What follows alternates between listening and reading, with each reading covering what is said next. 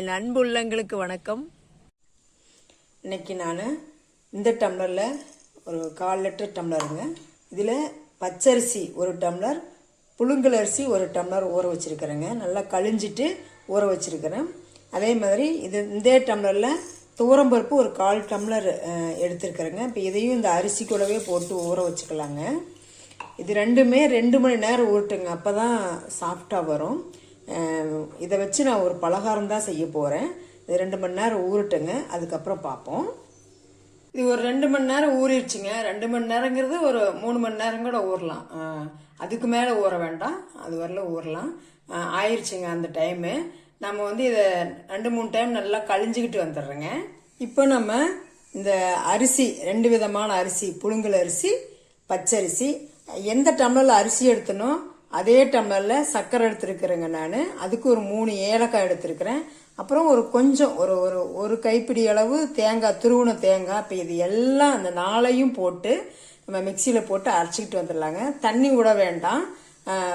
First நம்ம தண்ணி விடாமல் அரைச்சிட்டு அதுக்கப்புறம் நமக்கு தேவைப்பட்டுச்சுன்னா தண்ணி ஊற்றி அரைச்சிக்கலாங்க. ஏன்னா நம்ம சர்க்கரை போடுறோம் இல்லைங்களா, அதுலேயே தண்ணி விட்டு வரும். அதனால முதல்ல தண்ணி விடாமல் இதை அரைச்சிட்டு வந்துடலாங்க. ஒரு பிஞ்ச் அளவு இட்லி சோடா எடுத்துக்கலாங்க. அப்புறம் கொஞ்சம் இந்த ஸ்பூனில் ஒரு 1/4 டீஸ்பூன் தூளுப்பு போட்டுக்கலாங்க. ஏன்னா ஸ்வீட் செய்யும்போது நம்ம கொஞ்சமாவது உப்பு போட்டால் தான் அந்த டேஸ்ட் தூக்கி கொடுக்கும். இப்போ இதெல்லாம் சேர்ந்து நல்லா கலக்கிக்கலாங்க. எண்ணெய் காஞ்சிச்சான்னு செக் பண்ணலாங்களா? காஞ்சிக்கிச்சுங்க, மேல் எலும்பி வந்துருச்சு. இப்போ ஊற்ற ஆரம்பிச்சிடலாம்.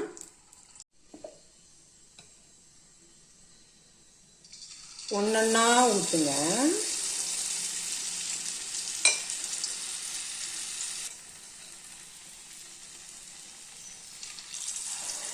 ஒரே இடத்துலயே ஊற்றுங்க.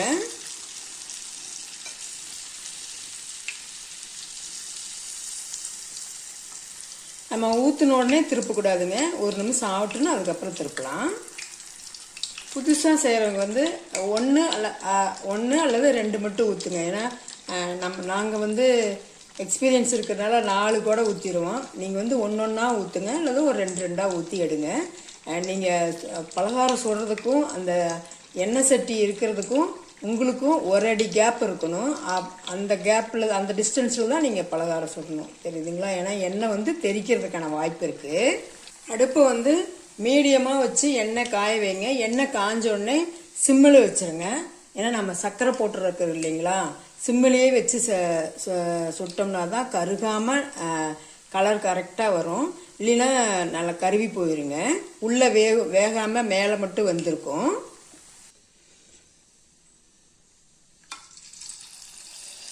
நம்ம ஊற்றின உடனே நல்லா இந்த கரண்டி, இந்த குண்டாவில் எடுக்கும்போதே நல்லா ஃபுல்லாக அப்படி கரண்டியில் முக்கால்வாசி மோந்துக்குங்க. ஃபுல்லாக வேண்டாம்.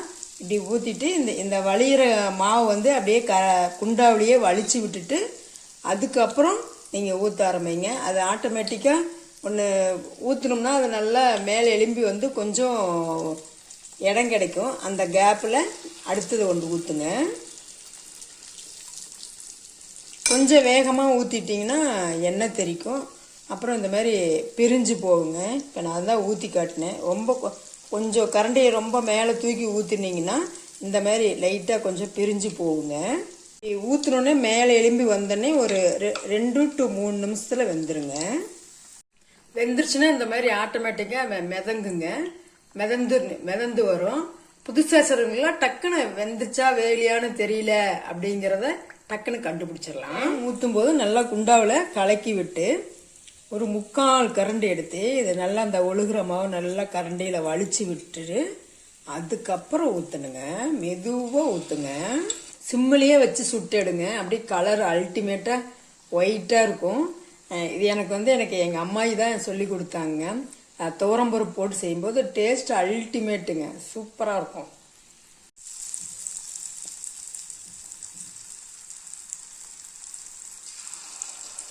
மேலே மொறுன்னு இருக்குதுங்க. உள்ளே நல்லா வெந்து இருக்குது பாருங்க. நல்லா சொலையாக வெந்து இருக்குது.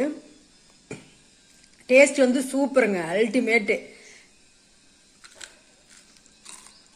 இது வந்து ஒரு பாரம்பரியமான பலகாரங்க. டேஸ்ட் வந்து அல்டிமேட்டாக இருக்கும். பச்சரிசி, புழுங்கல் அரிசி, துவரம்பருப்பு போட்டிருந்தால இது வந்து துவரம்பருப்பு கச்சாயம்னு சொல்லுவாங்க. எனக்கு எங்கள் அம்மாயி சொல்லி கொடுத்த பலகாரங்க இது. நாங்கள் எங்கள் வீட்டில் இந்த மாதிரி தாங்க கச்சாயம் செஞ்சோன்னா இந்த மாதிரி தாங்க செய்வோம். இது வந்து ஒரு மினிமம் ஒரு 4 நாளைக்கு வச்சுட்டு சாப்பிட்லாங்க, எதுவும் கெட்டு போகாது. இன்னும் அப்போல்லாம் நாங்களாம் என்ன பண்ணோம்னா செக்கில் கூட ஆட்டுவோம். நான் செக்கில் ஆட்டுங்க, மிக்சியில் தான் அரைச்சேன். நீங்களும் இது மாதிரி நான் சொன்ன டிப்ஸை ஃபாலோ பண்ணி செஞ்சு பாருங்க. செஞ்சு பார்த்துட்டு டேஸ்ட் எப்படி இருக்குதுன்னு கமெண்ட் பண்ணுங்க. சூப்பராக இருந்துச்சுன்னா சப்ஸ்கிரைப் பண்ணுங்க, உங்கள் ஃப்ரெண்ட்ஸ் அண்ட் ரிலேட்டிவ்க்கு ஷேர் பண்ணுங்க. தேங்க்யூ.